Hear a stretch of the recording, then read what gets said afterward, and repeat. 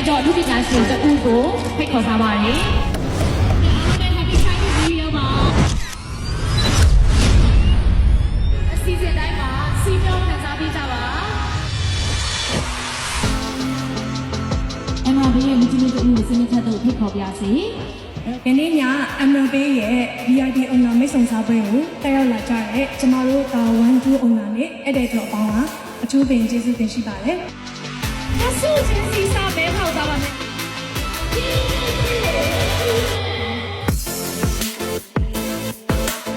185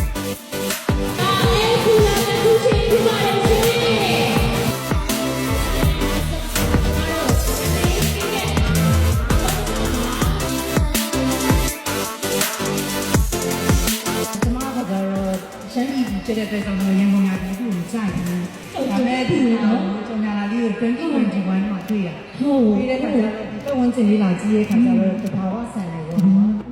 ။ကြိုက်ဆုံးကတော့အမအခက်ကြီးပေါ့။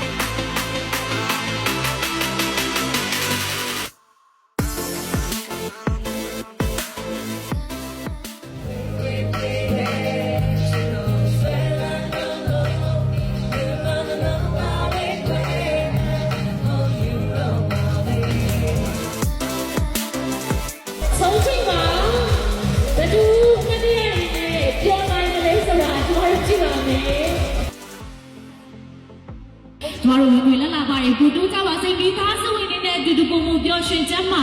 ချမ်းမြေ့တဲ့ဘဝကိုနေ့ရက်တိုင်းကိုပိုင်ဆိုင်နိုင်ကြပါစေရှင်။